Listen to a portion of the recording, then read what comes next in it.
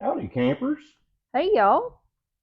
Today, we're going to go over how does it happen when you get a distributor 180 degrees out.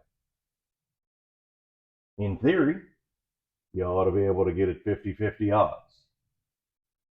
But usually on the TV shows like we watch, like right here,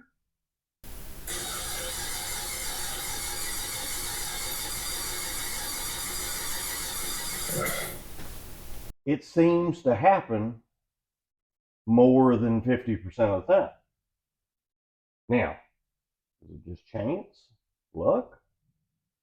Well, I got a theory on what makes it lean a little more to the side of some people getting it 180 out on their first try. Now, Esposa, if you'll come in here, you see there's two timing marks, one on cam gear, one on the crank gear.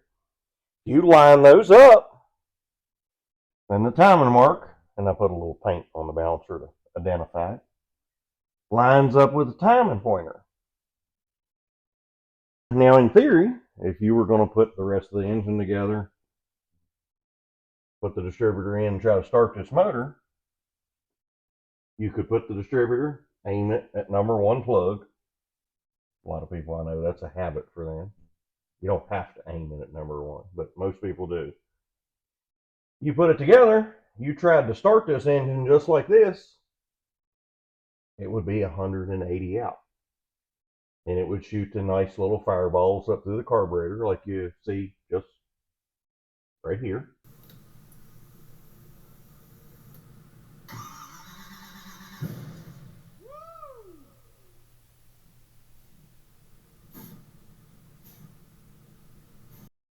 So here's my theory on how that happens. Y'all see if you agree with this theory. So you got the 4 cycles of a gasoline engine. You got intake, compression, power, and exhaust. So your timing, top dead center, usually happens here, actually a little bit before, but for this example, we're going to say it happens right here. If that, you have top dead center twice, because you got to think this starts over again, this same cycle. So there's another intake, compression, power, exhaust. You have 2 top dead centers.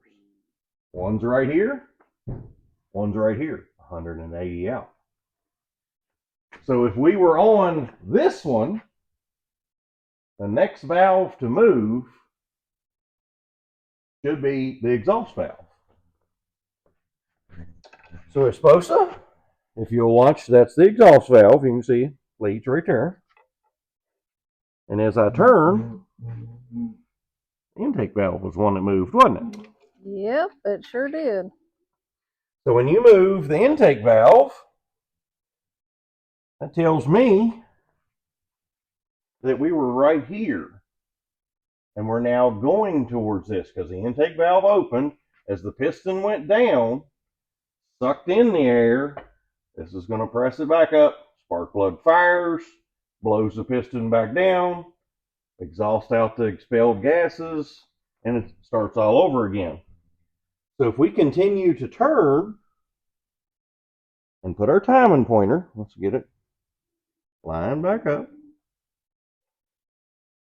Look, our dots are not lined up. It's on top now. Mm. That's where top dead center as firing order is. Technically, there is 2 top dead centers. This is the one you want to aim the spark plugs at. When somebody gets it 180 out, they've put it here. So if someone is putting together the engine in a hurry, doesn't pay attention, or you've got the 50-50 chance. So y'all weigh in and tell me, do you think it's because they're lining up the timing gear, getting it 180 out? Or is it just the 50-50 chance? You tell us, what do you think? What do you think the chances are? this is my theory on why it seems to lean more towards over 50% that you see it happen. So let us know in the comments what you think. And then the next one we're going to address is I'm going to grab the fuel pump and show you. We had a video that had 1.6 million views, 1,000 comments, and got shared 3,000, I think, in 100 times in people arguing over a fuel pump rod. So I'm going to go in depth into all the comments that we can. So let me grab the fuel pump parts and we're going to get into that. Y'all hang on. Okay. So here's basically what it takes to bolt the fuel pump on. But the part I want to show you is on the inside. And the video I showed this before, I think I unintentionally broke the internet when I discussed this little bolt right here. And if you've ever taken one of these out, you've probably seen an oil leak on the block and you wonder what that's about. Or if you took this bolt out and it had RTV or some kind of sealant. Right here, notice it's a very short bolt. Little baby bolt. You're almost like, oh, that's a broken bolt. No. Well, it's not a broken bolt. It's short on purpose because its whole job, now this is what GM intended. When I put these in, I put wheel bearing grease on it. That's out of the 1,000 comments I got, like 800 were put wheel bearing grease on it. Yes, that's what I do. I put wheel bearing grease on it.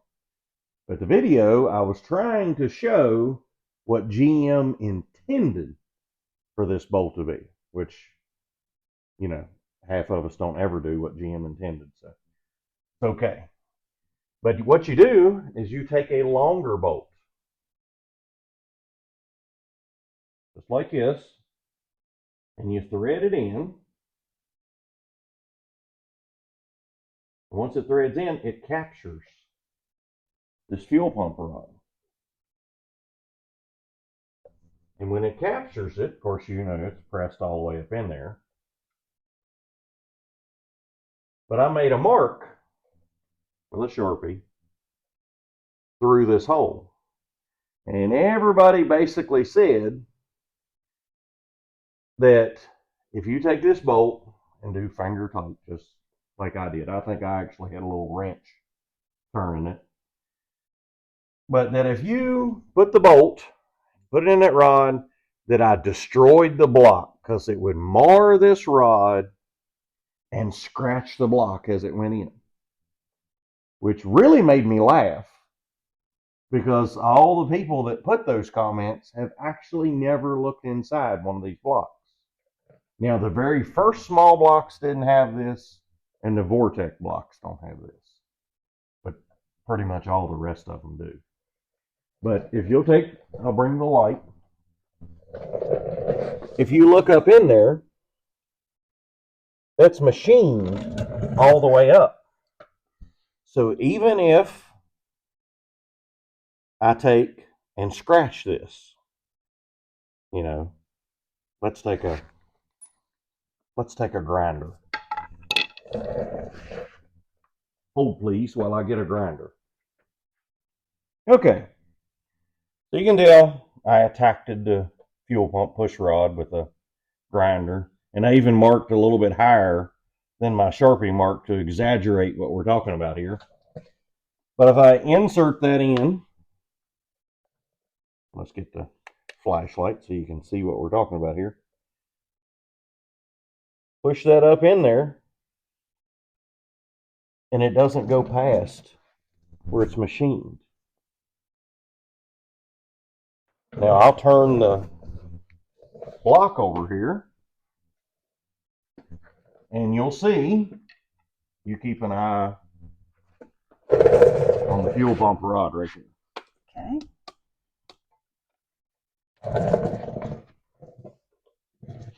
It's not going to extend or retract, sorry. It's not going to retract inside the block.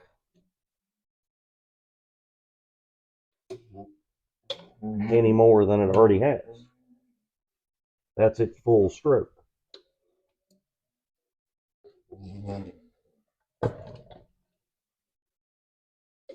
Well. So, the part that the internet said I ruined the push rod, that I scarred the block, and congratulations, I ruined an engine block, and all those good comments, just told me those people have never actually been inside an engine block. Because I would say there's a good 1/4 inch clearance machined all the way around it. So even if I did, even though putting finger tight does not scar that hardened push rod, even if you did, even if you ran it in with an impact, you're not going to damage the block. Now, you strip the threads out, yeah, sure, okay, yeah, you'll damage it. But, so that right there should at least dispel all those little internet comments there, which I found all of them comical because they were swearing they knew what they were talking about. Yeah. So, but anyway, if you've ever had oil leaking, check this, could be your culprit. If that bolt right there, because this is an oil return for the fuel pump. Oil comes down from the cam, comes down this rod, goes back in the block. If this hole in the block gets stopped up, it's going to want to find another way out, and chances are it finds that threads and works its way out. So, hope y'all learned something today. Fun facts for today. This was one of our engines that came in that the rod bolt was laying in the bottom of the oil pan when we got it. Yeah. And it was still running. It drove in here with the rod bolts laying in the oil pan. So, still getting. And it still held oil pressure. Now, granted, it was only one rod bolt, but it was laying in the oil pan when we took it apart. So. Now we end every one of our videos. Thank you, Lord. Thank you for today.